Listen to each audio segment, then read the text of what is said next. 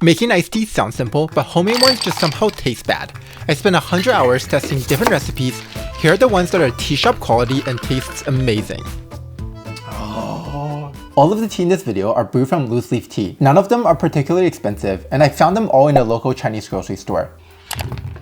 Fruit that I use the most often is lemon and lime. The reason is that regular lemons are bright and acidic, but it's not as fragrant, whereas limes are extremely fragrant, but not as tart. So combining both gives you the best of both worlds. I always rub the skin with salt before using them to remove any wax from the skin. An important tip is to always remove the lemon seeds before adding them to your drink. They become bitter really quickly, and they can ruin your whole drink. When I make a tea drink, I first decide what I want the base to taste like. I choose from green tea, oolong tea, or black tea. My grandma used to make this recipe every summer. A video of this recipe actually went viral on Instagram and TikTok. She told me she used black tea because it has a deeper color with a sweet and rich flavor.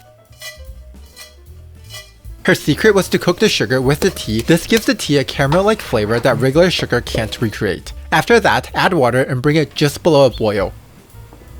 You don't want to let the tea to come to a complete boil because the higher temperatures can make it harsh and bitter. Let the tea cool completely before adding the lemon because the heat can pull bitterness from the lemon peel. Make sure you remove both the tea leaves and the lemon slices before storing the tea in the refrigerator.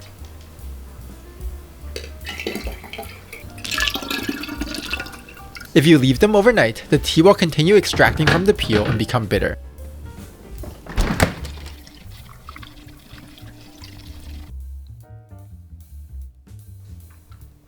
Oh, so good! Most of the time, you don't need a wok to make your tea. For this recipe, I cold brew jasmine green tea in the refrigerator overnight. It becomes much smoother and even more refreshing.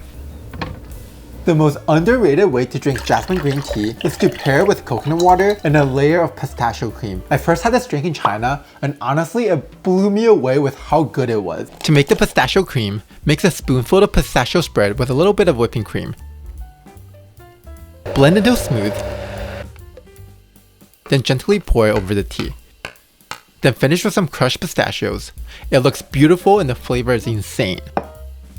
For my next recipe, I'm using oolong tea. The world's most famous oolong tea is Da Hong Pao. It comes from the Wuyi Mountains in Fujian province, where my family is from. The original Da Hong Pao comes from just 6 ancient mother trees growing on the cliff of the mountain. These trees are now protected, and harvesting from them is no longer allowed. Nearly all of the Da Hong Pao sold today comes from trees that are propagated from those original mother trees. Unfortunately, I don't have Da Hong Pao today. I'm just using regular oolong tea. But honestly, for fruit tea, using the highest grade tea isn't necessary because the fruit becomes the star of the drink. To make this recipe, brew oolong tea in 80 degrees Celsius water with the lid on for 10 minutes.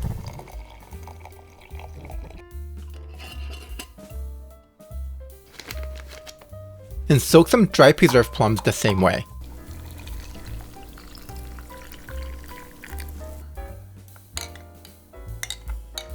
Meanwhile, dice pineapple and mash it to release its juice.